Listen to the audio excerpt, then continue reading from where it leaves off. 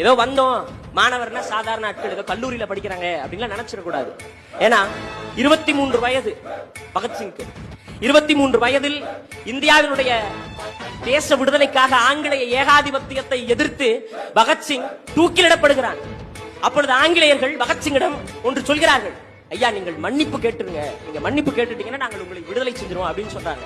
அப்ப அவர்களுடைய தோழர்களும் சொல்கிறார்கள், பகத்சிங் மன்னிப்பு கேட்டுருங்க, நம்ம எப்படியாவது உயிர் படத்தை தப்பிச்சிடலாம் அப்படின்னு பகத்சிங் கிட்ட கேட்கிறப்ப பகத்சிங் சொன்ன ஒரே வார்த்தை, நான் இன்னைக்கு இறந்து போனேன் அப்படின்னா என்னை பார்த்து இந்த தேசத்தினுடைய தாய்மார்கள் அவர்களுடைய பிள்ளைகளை இந்த விடுதலை களத்துக்கு அனுப்பி வைப்பார்கள் என்று 23 வயதில் தூக்கை தழுவினான் பகத்சிங்.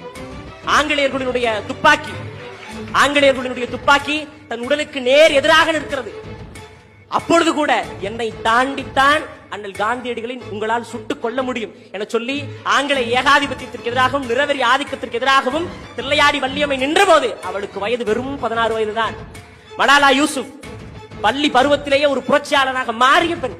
100 ஆண்டு கால கருப்பின மக்களினுடைய நிறவெறி ஆதிக்கத்தை விடுதலை பெற செய்வதற்கு நெல்சன் மண்டேலா தன்னுடைய புரட்சியை தொடங்கிய காலம் சட்ட படிப்பு படிக்கும் பொழுதுதான். சேகுவேராவும் படிக்கின்ற காலத்தில் தான் புரட்சி களத்திற்கு வந்தார். அப்படி என்றால் இந்த உலகம் முழுவதும் கட்டமைக்கப்பட்ட புரட்சி என்பது மாணவர் என்கின்ற விதையால் விதைக்கப்பட்டிருக்கிறது.